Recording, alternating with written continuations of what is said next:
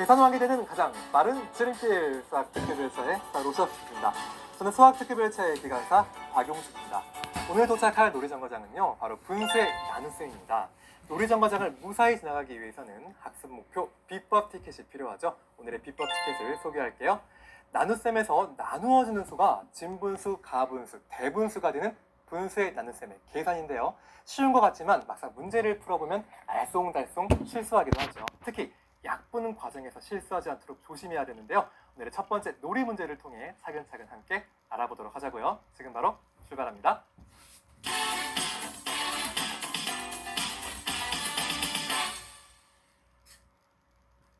오늘의 첫 번째 놀이 문제는요, 교재 11권 18쪽에 있는 음식을 만드는 데 걸리는 시간은 이라는 문제입니다. 문제부터 자세히 살펴보도록 하죠. 서윤이네 가족이 식당에 왔습니다. 탕수육을 만드는 데는 기역분이 걸리고요. 짜장면을 만드는 데는 니은분이 걸린다고 합니다. 두 음식을 만드는 데 걸리는 시간을 합하면 모두 몇 분일까요? 라는 문제입니다. 그림을 살펴보도록 하죠.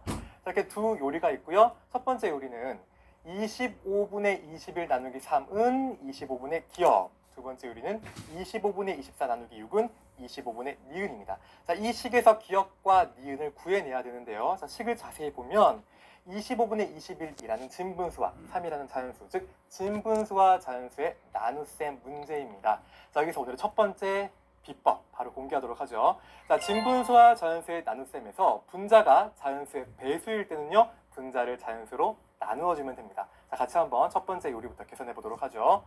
즉 25분의 21이래서 분자 21은 자연수 3의 뭐다? 배수다. 그러니까 분자 21을 자연수로 나누어주면 됩니다. 밑에 식을 적어보죠. 그러니까 25분의 분자 21을 자연수 3으로 나누어주면 21 나누기 3이 되겠고요. 따라서 계산하면 25분의 분자 부분은 21 나누기 3, 몫이 7이 되죠. 따라서 아하, 기역이 뭐다? 7이구나 라는 것을 알 수 있습니다. 기역은 7이 되네요.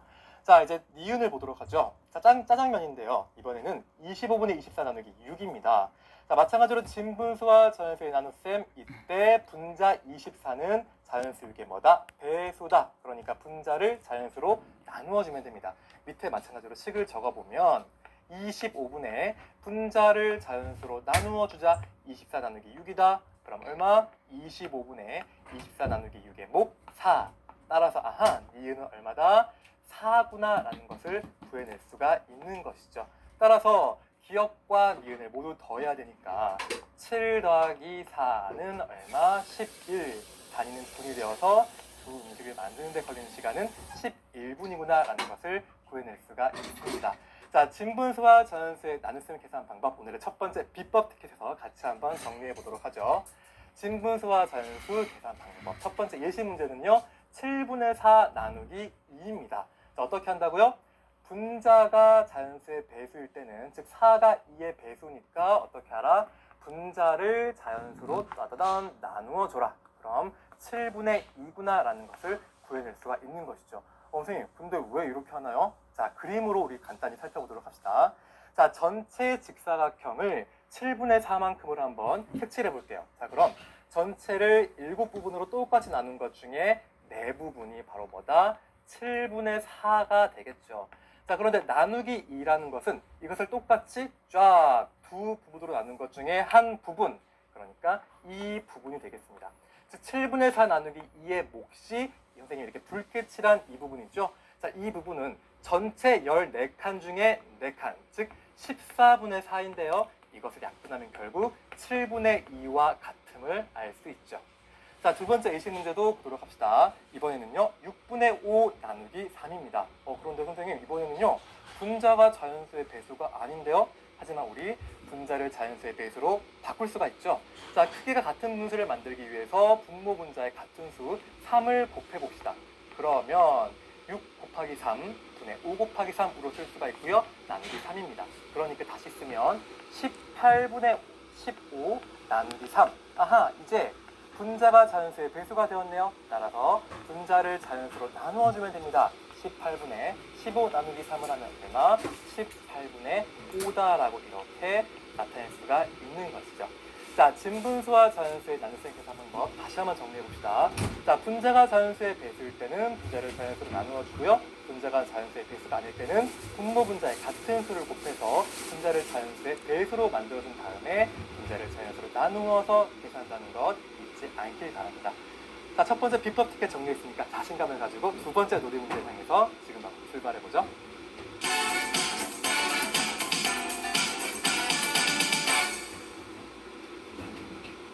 오늘의 두 번째 놀이 문제는요, 교재 27쪽에 있는 주문할 음식 놓기 문제입니다. 문제를 꼼꼼히 살펴보도록 하죠.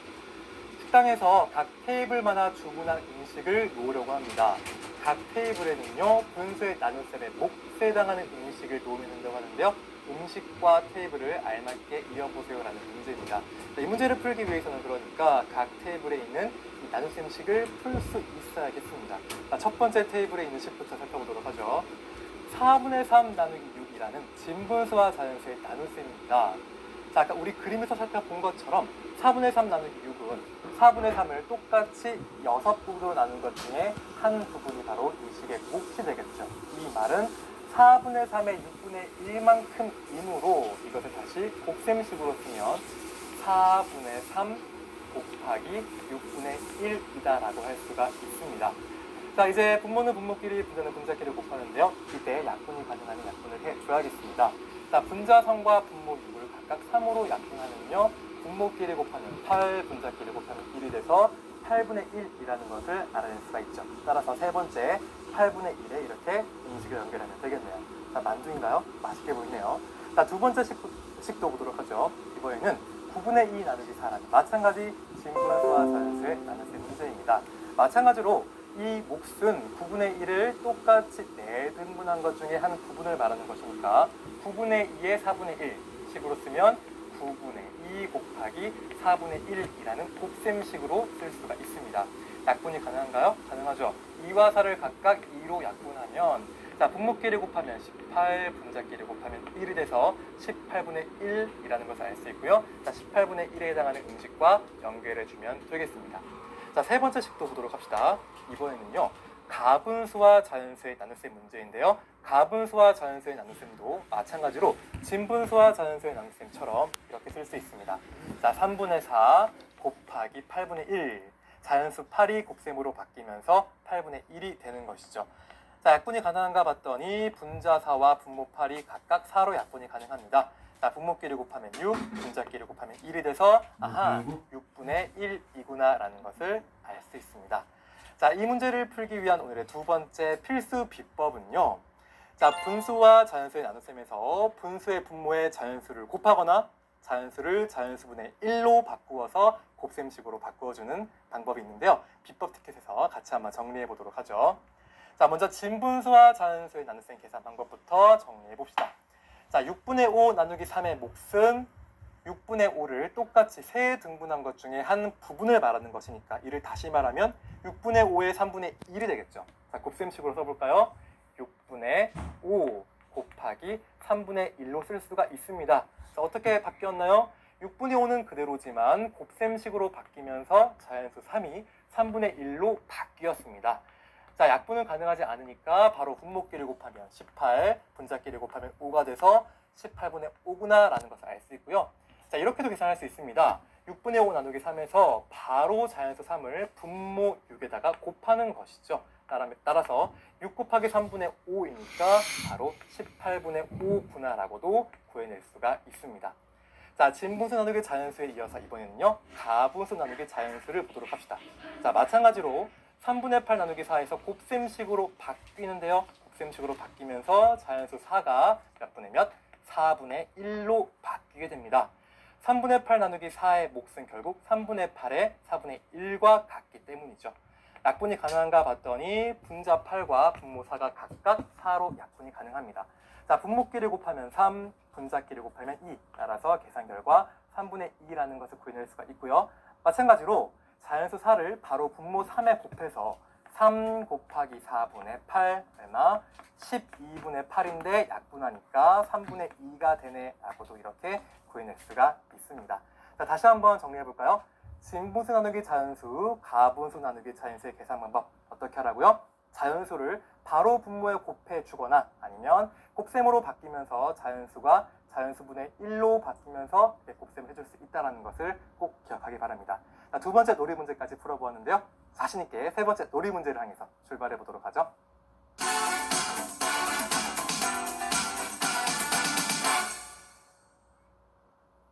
열심히 문제를 풀다 보니까 어느새 세 번째 놀이 문제까지 왔네요. 자, 교재 37쪽에 있는 놀이 문제 같이 한번 살펴보도록 하죠.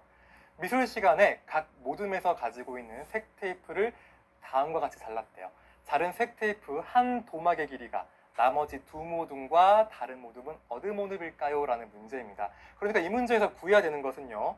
자른 색 테이프 한 도막의 길이를 구한 뒤에 각각을 비교해서 다른 모둠이 무엇인지 골라내면 되겠습니다. 자, 그림을 보도록 하죠. 자, 이렇게 1모둠, 2모둠, 3모둠이 주어져 있고요. 자, 조건이 있습니다. 자, 1모둠부터 한 도막의 길이를 구해보도록 합시다. 자, 길이가 2와 3분의 2m인 색 테이프를 똑같이 4도막으로 잘랐다라고 되어 있습니다. 자, 여기서 한 도막의 길이를 구하기 위한 식을 어떻게 세우면 좋을까요? 자, 먼저 전체 길이가 2와 3분의 2가 주어져 있으니까 2와 3분의 2에다가 똑같이 4도막이라고 했으니까 나누기 4를 하면 한 도막의 길이 구해낼 수가 있겠죠. 자, 적고 보니까 대분수와 자연수의 나눗셈 문제입니다. 여기서 오늘의 세 번째 필수 비법을 바로 공개하도록 하죠. 대분수와 자연수의 나눗셈에서는요, 대분수를 가분수로 바꾸어서 계산하면 편리합니다. 대분수를 가분수로 바꾸어라 기억하면서 바로 활용해 보도록 하죠. 2와 3분의 2라는 대분수를 가분수로 바꾸면 3분의 8이 되겠죠. 자, 나누기 4인데요. 여기서 중요합니다. 자, 가분수와 자연수의 나눗셈 문제에서 우리 방금 배웠죠? 어떻게 하라고요? 3분의 8 가분수에다가 자연수를 곱셈으로 바뀌면서 자연수분의 1로 이렇게 쓸 수 있다는 것 기억해야 됩니다.